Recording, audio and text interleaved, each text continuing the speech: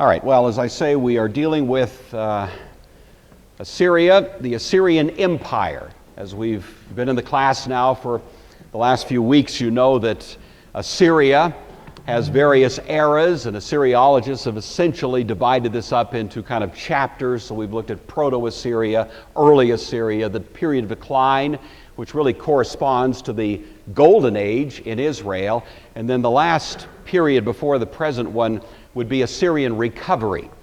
And we see a time in which Assyria begins to be gaining once again momentum and seems to be on a trajectory to dominate and rule the ancient Near East with their bloody, violent sort of methods, and all of a sudden they just kind of go dark for about a generation. And last week we were proposing that the time that they go dark coincides almost precisely to the time that Jonah would have gone and preached in Nineveh. There's no other evidence, there's no certainly external evidence from Assyrian annals as to anything that might have happened. It's just one of those interesting coincidences that does in fact seem to coincide rather neatly with about the year 780. That's when Jonah, beginning of the reign of Jeroboam II, would have gone to Nineveh, and it's at that point, for whatever reasons, Assyria just disappears. We don't have any annals, we don't have any records of their campaigns, we don't have any records of activity of any kind until we get to about the year 745. And it's at that point, roughly 40 years later, that Assyria comes back with a vengeance. And so this is the time we're looking at. And this Assyrian Empire, sometimes called the Neo-Assyrian Empire, lasts for only about 130 years, which is plenty of time. I mean, I'm not minimizing that, but this great dominant power that has been more or less rumbling around for some time now finally has its day in the sun for about this period. And we want to look at each of the kings because every one of them is mentioned in the Old Testament, some more prominently than others, but all of them do at least get a cameo appearance in the Old Testament record. The first of them is Tiglath-Pileser III, another characteristically good-looking guy. This is a stele from the walls of his palace at the British Museum. He left quite a few little sketches of himself that look something like this. And as I've mentioned before, you've seen one of these guys, you've seen them all. So I don't know what else to say about it. But anyway, he is considered the founder of the Neo-Assyrian Empire. It's called Neo-Assyrian because there was an earlier era where you almost had an imperial kind of presence of Assyria. Doesn't quite become as dominant as this one does, but some will call it the Neo-Assyrian Empire, and we'll at least use that term occasionally. He reversed the peaceful recent history of Assyria, what I call the Jonah effect. This is one generation in which Assyria had been quiet, and now with this guy it all changes, and he comes back with a vengeance to reassert Assyrian presence and Assyrian dominance in the world at that point. He has, as is often the case, the need to put down revolts. It was typical in the ancient world when there was a regime change and a new king came to the throne that you would find that all of those who were out there resenting being under the thumb of this central authority would revolt. They would seize the opportunity of the kind of instability associated with regime change to revolt. And this guy was no exception. And of course, nobody knew at the time that he was going to turn out to be one of those powerful kings in the history of the ancient Near East. So anyway, they all sort of grabbed the opportunity, and he's dealing with revolts both in the west and in the east.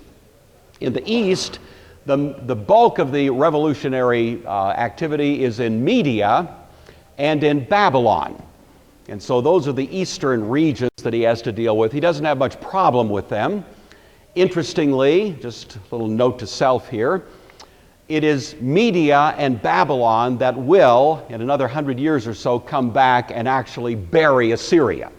So right now, he wins the chess game, but it won't be that much longer before it will be a coalition of those two that will in fact put an end to Assyrian history as far as we can tell. So that's what he does in the east. Then he turns his attention to the west, which brings him to the vicinity of the people of God living there in Israel and the surrounding region. That would be the west of the Euphrates. And this is called the First Syrian Campaign. It takes place in 743. It's well documented. It's mentioned in the Old Testament. It's mentioned heavily in Assyrian annals. So we have a lot of confidence that this took place 743, within the second year or so of the reign of Tiglath-Pileser III. So he shows up. The ruling powers at that point are a guy named Rezin II, who is ruling in Syria, which is that little country north of Israel, and then a guy named Menahem, who is ruling in Israel. So Tiglath-Pileser shows up, he puts the squeeze on these two, and they immediately cave in.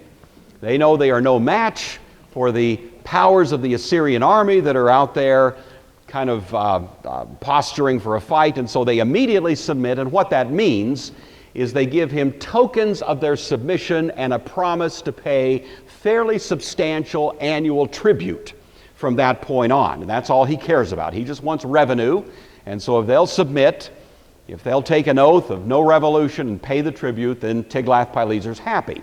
And so that's all they had to do. It is interesting that he did not continue further south. The next country he would have encountered would have been Judah, which was under the rule of Jotham, the son of Uzziah. But he doesn't do that. So basically, Jotham and Judah remain unmolested at this point. He gets these first two.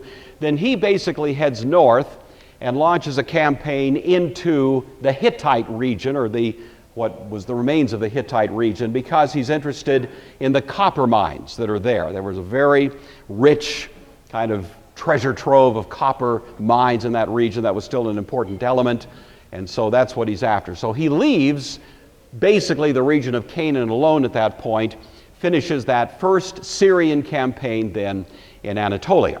Then he goes back. He's involved in some other things, but our next real interest in him comes a few years later in connection with his dealings with the king of Judah at that point, whose name is Ahaz. So I'd like to just kind of map for you briefly what's going on back at the ranch before we have Tiglath-Pileser showing up once again about 10 years later. In Judah, we have Jotham. Jotham is the son of the good king Uzziah. Now you may know that Uzziah was really remembered as a very good king. He came to the throne fairly early, and he served well, but at a certain point later in his reign, at a moment probably when he was getting a little bit full of himself and a little puffed up with his own successes, crossed a line. And the line he crossed was trying to do what was common in the ancient Near East, namely unite the role of the king with the role of the priest, to unite religious and political authority. That was forbidden in Israel. The other ancient civilizations would do it commonly. The Pharaoh was both a political and religious authority. The Assyrian kings had the same kind of qualifications, and others commonly would take that because it was viewed as a way to have absolute power. If I combine religious authority and political authority, no one can argue with me. In Israel, it was forbidden. If you were the king, you could not be the priest. If you were a priest, you could not be the king. We would call that the forerunner of our principle of a separation of church and state. It was a working idea in Israel, but the one exception was that someday one would come who would legitimately unite both authorities. And the office that would legitimately unite both religious and political authority was called the office of Messiah. So Psalm 110 celebrates the fact that the Messiah would bring together those two offices. Psalm 110 is quoted more frequently in the New Testament than any other psalm because it's celebrating this point, namely, first of all, the Lord said to my Lord, sit at my right hand till I make your enemies a footstool for your feet. That's kingly language.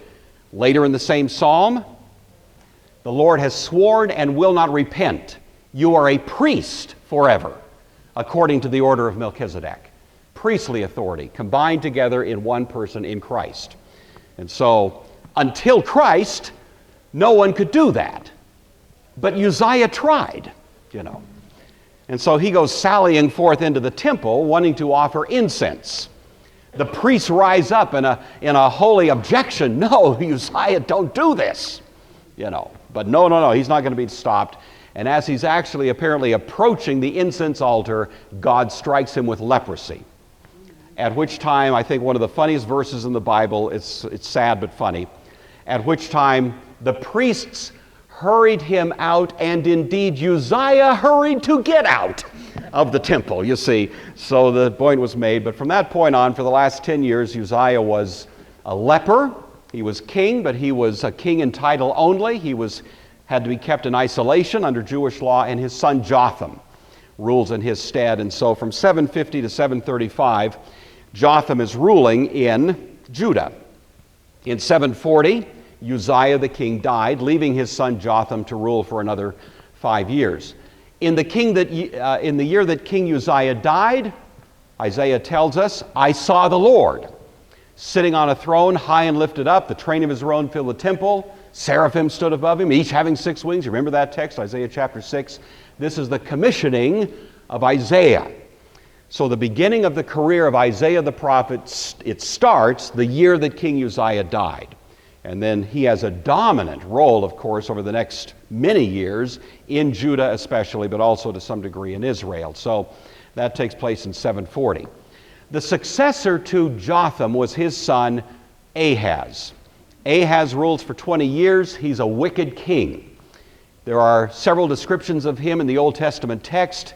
He engaged in blasphemous, idolatrous practices. He offered his own sons as burnt offerings and other ghastly things that leave him a reputation that is one of the worst in Israel's history. But he happens to be the king that succeeds after the death of his father Jotham. So that's what's happening in Judah.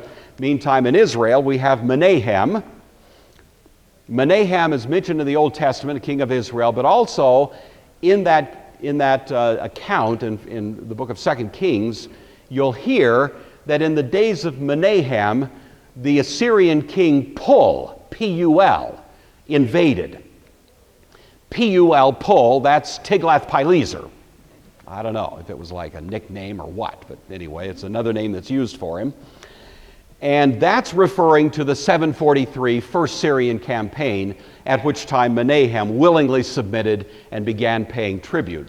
He dies the next year. He's helped along the way by his good friend and successor Pekahiah, who assassinated him. And I've always wondered about the name Pekahiah.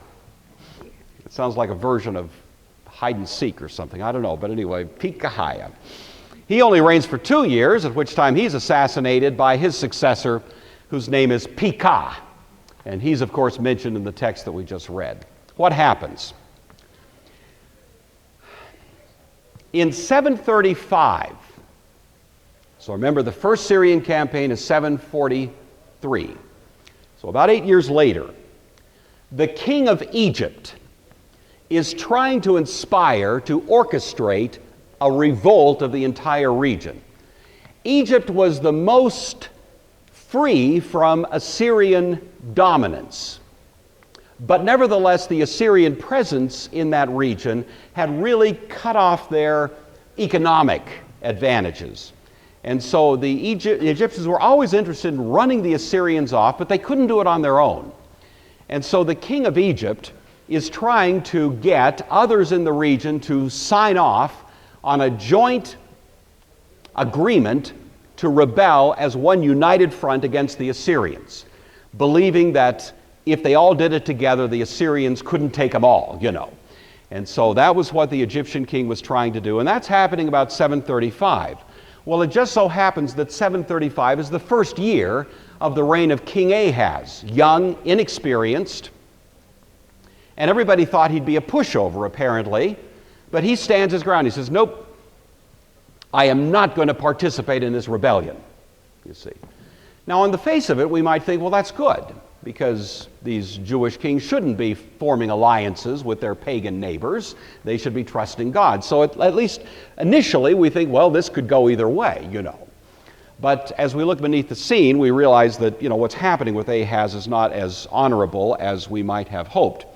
So anyway, what happens is when Ahaz declines to participate in this united revolt, then the two kings north of him, Pekah of Israel and Rezin of Syria, attack him. And it's a devastating attack. It's recorded both in 2 Kings 16, 2 Chronicles 28. And it does send a shockwave through Judah, reported by Isaiah as they were trembling like leaves in a tree blowing in the wind. You recall that in Isaiah chapter 7.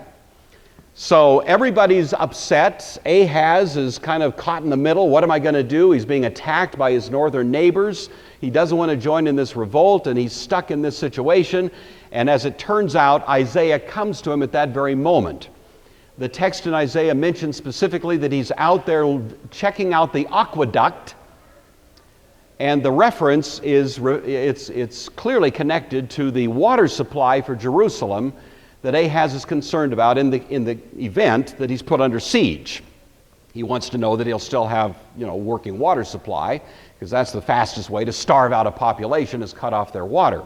It's while he's out there surveying the situation of Jerusalem vis-a-vis this attacking force that Isaiah, who's a young man at this point, he's only been a prophet for 5 years, confronts Ahaz and says to him, Ahaz, thus saith the Lord, don't sweat it. Thou shalt not sweat it. It's right there in the text. It's in the Hebrew. You have to look closely. But anyway, Ahaz is not so sure about this. I mean, for one thing, Isaiah is just a young prophet, and who knows whether he's really speaking for the Lord or not. So we can understand that Ahaz might have a little bit of reticence before just naively, gullibly, trusting this guy that comes along purporting to speak for the Lord. But Ahaz seems at least to be somewhat less than enthusiastic about joining Isaiah in his message. And so Isaiah keeps pressing the point and keeps saying that these two that are attacking you are just smoking firebrands. They're going to be off the map soon enough. You don't need to worry about it. And when Ahaz continues to be reluctant, Isaiah says, okay, I'll tell you what. Ask me for a sign. What do you want to see? This will prove that God is going to protect you, because I'll give you any sign you want. Isn't that great? Wouldn't you like to be in that position? What do you think? World peace. I mean, what are you going to ask for at that point? What sign? Fire from heaven, an earthquake, pizza for everybody in Jerusalem. I don't know. Ask for a sign. Some sign that will prove the competence of the God of Israel against these pagan gods that are now threatening. And of course, Ahaz gives this classic, far be it from me to tempt the Lord, And of course, it's dripping with hypocrisy, because at the very moment that he says that, he is already in a conversation with none other than Tiglath-Pileser, wanting Tiglath-Pileser, the Assyrian, to come and support Ahaz against these local threats represented by Pekah and Rezin, you see. So Ahaz is this is the first time now that the king in Jerusalem is actually prepared to sell his soul to a foreign power and put himself in a position of being a tribute payer to some foreign monarch. And that's a critical thing that Ahaz is contemplating doing, and that's why he declines the proposal that's been given to him here by Isaiah. Well, Isaiah isn't so happy about that, and basically the thrust of what happens in Isaiah 7 is this. Okay, Ahaz, if you won't ask for a sign, God's going to shove one down your throat. Here's the sign. This woman with child. And it almost appears that Isaiah is pointing at someone. He uses a word in Hebrew which can mean either a virgin or a young maiden. I think you're probably aware of that. The New Testament picks this up and makes it a virgin. Parthenon is the Greek word, and it means a virgin. But at this point, the Hebrew word can be construed either way. It seems that Isaiah is pointing at someone, probably his own wife, who was, in fact, with child at that moment, and said that before that child is old enough to discern the good from the bad, those two that you fear are going to be gone. You see. That's the time frame. But unfortunately, in the last line of that chapter 7 includes, and you will not stand either, you see, because you, Ahaz, have refused to trust God in the face of his evident promise to watch over you and care for you. You yourself are going to be put in this horrific position, really, of having to pay incredible tribute payments to Tiglath-Pileser. There's more to be said about chapter 7, but that's kind of the basic sense. Of course, the New Testament picks that up, as it often does, and makes a secondary application of it to Christ, but in terms of the immediate setting, that seems to be what's going on. All right, well, Tiglath-Pileser, and this is, by the way, is recorded in the Assyrian annals once again, does come on the second Syrian campaign, agreeing to defend Ahaz, and he does battle against Rezin and against Pekah, and they are both killed. And so within the time frame that Isaiah himself had pronounced, both of those nations are taken over by the Assyrians and cease to be a problem. But now Ahaz has just strapped himself to huge tribute payments that he will continue to make until some 30 years later his son Hezekiah revolts against the Assyrians, provoking the attack by Sennacherib. So there's a connection between Ahaz here and his son Hezekiah that we're going to look at next week. So, by the way, in connection with this, you may recall the story of Ahaz visiting his now ally, Tiglath-Pileser, in Damascus. On this second Syrian campaign, that's where Tiglath-Pileser set up his headquarters. Ahaz sees there a wonderful, beautiful altar to the Assyrian god Asher, and thinks, that's what a high-tech altar looks like. I need one of those in Jerusalem. He sends a blueprint back to the high priest in Jerusalem with orders to build such an altar and put it there in front of the temple, getting rid of that old worn-out altar that Moses had provided. And so this is just one of many points where Ahaz himself is departing, of course, from his responsibilities. All right, so that's Tiglath-Pileser. He dies a few years later, and the main involvement he has with the people of God is what we've just talked about there. The successor to Tiglath-Pileser is Shalmaneser V. Short reign, only rules for 5 years, didn't leave many records. The most significant record he does leave concerns events in the region of Judah, Israel, and Syria.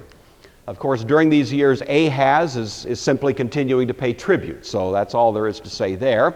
In Israel, Pekah was killed, as we just said, in the attack by Tiglath-Pileser, 733. He's followed by the last king of Israel, Hoshea, and he rules from 733 to 722. Hoshea rebelled for reasons that are not very clear in about the year 724, and Shalmaneser engaged in about the only military campaign we're aware of in connection with Shalmaneser from Assyrian records, and that is an attack on Israel. He puts Hoshea under siege in Samaria for about 2 years, and in 722, Israel falls to the Assyrians. Now, there's certain dates in Old Testament history that should be on your short list of important benchmark dates, In round numbers, the year 2000, Abraham is born. In round numbers, the year 1500, roughly the Exodus. In round numbers, the year 1000, David and Solomon and the building of the temple. The next date that should be a benchmark date is 722, because that's the date that Israel, the 10 northern tribes, are defeated and deported by the Assyrians. And the Assyrian king that was responsible for launching that attack was Shalmaneser V. But interestingly, he died during the siege. And we're not quite sure who it was who put him to death, but whoever it was, by birth, the guy took the name Sargon. And so this is now known as Sargon II. Because if you've been in the class, you know there was a Sargon I. Remember that? That goes way back. Right? Way back to Mesopotamia, one of the first couple of lectures we did. We had Sumer, and then Akkad, and the founder of the Akkadian dynasty was named Sargon, and Sargon built the first great empire really in history. And he was remembered as a great military genius, and so this guy, whose name was probably Hank or something, I don't know, but he took the name Sargon. And he wanted to take the namesake, of course, Sargon the Great, and have it applied to him. And he did turn out to be a quite powerful and competent ruler. And so we want to have a little bit of a discussion about him. Another very distinctive shot of him. This is in the Louvre. Looks a little squatty to me there. I don't know, but anyway. He was a usurper. He took that name, Sargon the Great. He is the one that actually oversaw the deportation and repopulation of the people that were living in the region of Samaria. This is where the idea of the 10 lost tribes came from, because they were deported at that point. And the Assyrians then repopulated the region with people who came from elsewhere. This was part of their strategy to keep people more or less off balance. When you're yanked out of your homeland and put in a foreign place where you become the minority, where you're not familiar with the customs, the language, and so on, it makes it very difficult to organize much of a revolt, and the Assyrians knew that. And so they kept shuffling the deck and moving populations back and forth. And so from this point on, Samaria comes to be associated with a mixed population, racially mixed, but more importantly, religiously mixed. We're sometimes a little hard on ancient Jewish people because they have a reputation of being very racist. It wasn't really a racial bigotry that was driving them, but there was a strong anti-religious kind of attitude toward any that were not worshiping the true God. And that did become the reputation of the Samaritans. And so even up to the New Testament, we hear of the Samaritans in rather disparaging terms. This is where that all began, when the Assyrians brought in this foreign population from other parts of the world, and they kept a vestige of Jewish religion but mixed it with paganism, and that produced the hybrid type of religion that we commonly associate in the New Testament with the Samaritans. Well, Sargon had troubles both in the east and in the west. Again, with the regime change, there were revolts here and there. In the east, I'm going to take the time to mention to you this guy because he'll come up again next week, so make a note to yourself here.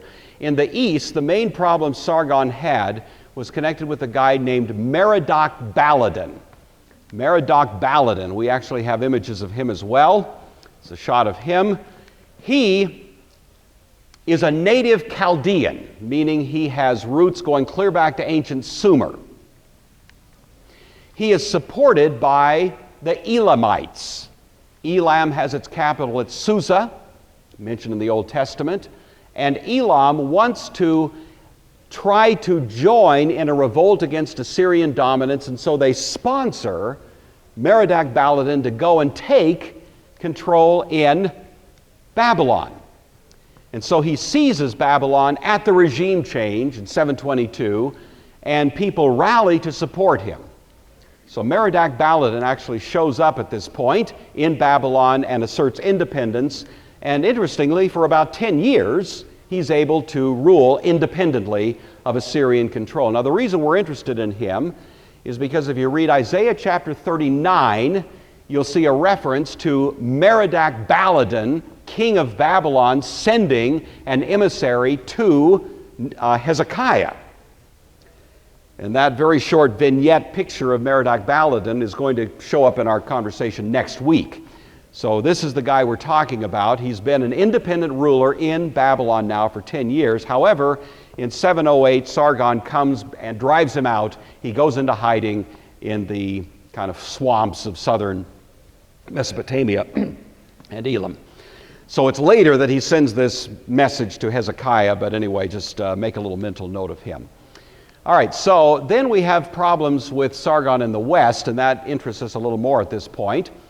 It starts with Hezekiah, who is the king in 715. His father Ahaz died in 715.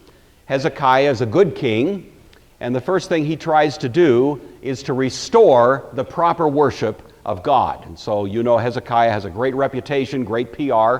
In the Old Testament, he gets rid of that Assyrian altar. He gets rid of the trappings of paganism that had creeped into the temple worship area. He gets rid of all of that. He sponsors a great Passover celebration and tries his best to get the people to turn their hearts back to the Lord, which they do to some degree. It's not heartfelt as much as we might hope, but nevertheless it's a start in the right direction. In 714, 1 year into his reign, the king of Egypt, whose name is Shabaka. Sounds like Star Wars to me.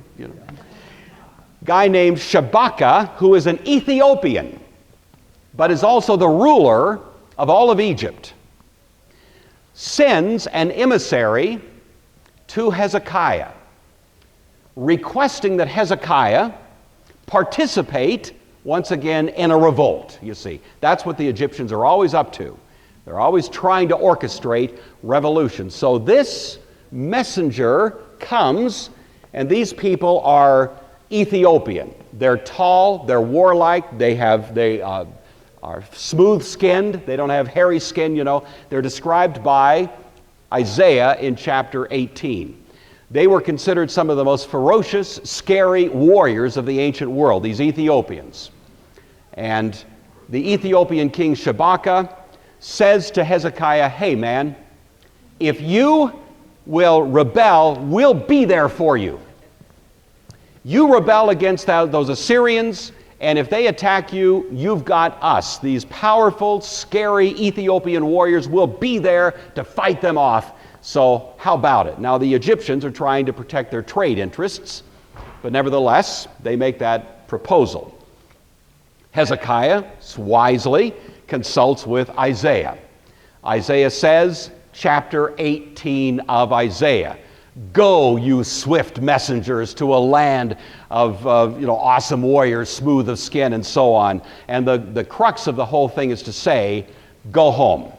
No deal, no dice, not making an arrangement with you, and send them on their way. So that's kind of the text that becomes the counsel of Isaiah to Hezekiah in the context of this overture that was received from Shabaka. As it turns out, others did agree, and that drew the Assyrians into the region. And so Isaiah chapter 20 says, in the year that Ashdod fell to the Assyrians, we know from other sources that that would be the year 713, because now the Assyrians come back, Sargon in particular, and attacks Ashdod, which you can see right at the bottom of the map there, is kind of the city that was the buffer between attacks from the north and Egypt. And if it fell, it put the Egyptians in a difficult position. Ashdod fell in the year 713. Again, there was some temptation, some inducement by the Egyptians for Hezekiah to jump in and help defend Ashdod, help defend Egypt, join us even now. And of course, the whole thrust of Isaiah 20, that very strange chapter, is this. Isaiah is told to strip, not to the buff. I know that's what it looks like. Really strip to his tunic. Still not very dignified. But he wasn't just, Anyway, he's prophesying now using a great object lesson, saying, just as I am here, in a sense denuded before you, so those powerful warriors of the Ethiopians are going to be denuded and led away, paying their tributes to the God of Israel as they're hauled off by the Assyrians into captivity. So that's really what's happening. And for 3 years, that was the promise that Isaiah was giving. And as it turns out, in the year 710, Egypt did fall. And so the Assyrians were able to break through the defenses, and Egypt, in fact, was conquered by the Assyrians and became an Assyrian possession for a period of time.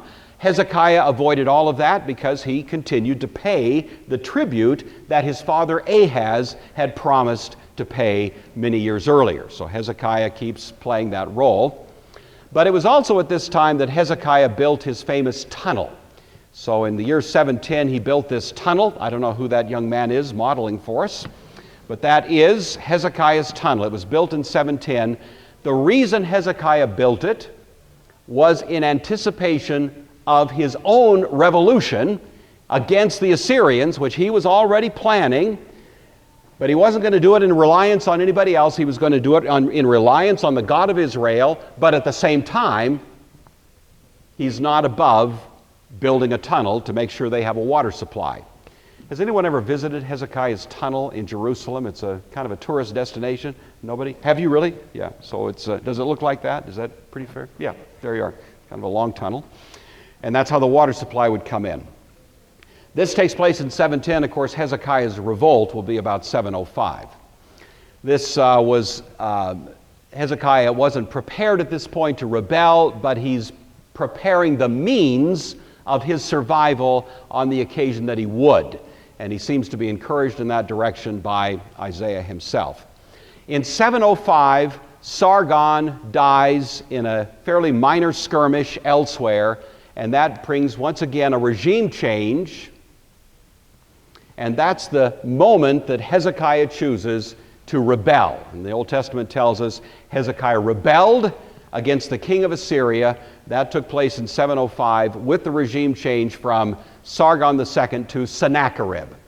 And the greatest single confrontation between the Assyrians on the one hand and the Jewish people on the other took place in 701 as a direct result of that rebellion when Sennacherib came. He's the son of Sargon, and he is most famous for that conflict. So I obviously don't have time to go into that. That's our story next week. It's one of my favorite stories, and it is the story of the wiping out by the death angel of 180,000 of Sennacherib's forces. So we want to find out if there's any historical support for that. Did that actually apparently happen? Are there any other records that would suggest that it did?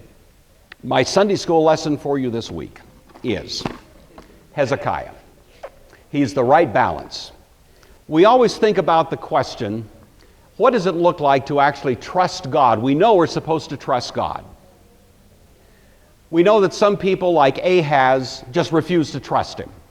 Or in a kind of pretentious hypocrisy say, oh, I would never test the Lord, you see, while all the time building bridges with unreliable, unsupportable props of this world and not at all giving their devotion and allegiance to the God of heaven and earth. So Ahaz is one bad example. He's sort of the religious hypocrite who talks good talk, but when you get down to the bottom line, all of his money is invested in human stock markets, and that's it.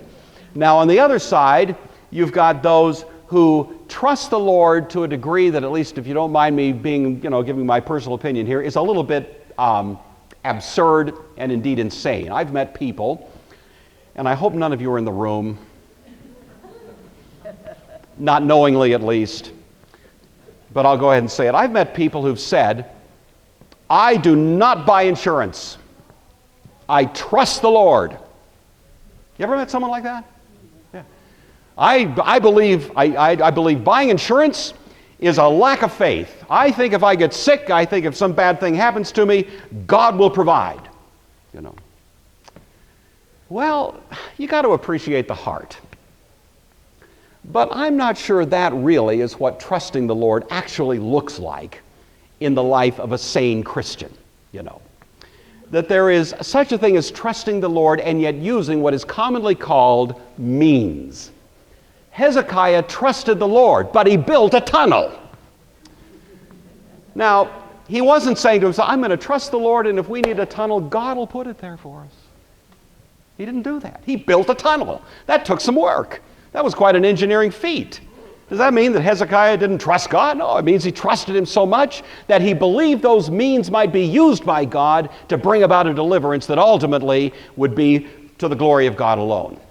But his trust in God didn't prevent him from doing sober, sane things that we should all be doing in connection with, getting along in life in a way that makes some kind of sense. It's possible to trust God and yet at the same time to buy insurance. I don't know if in this room we have dissenting opinions on that, and if so, that's wonderful. God bless you. But, at least that's what I think. And I bet most of you have insurance. And I bet most of you trust the Lord.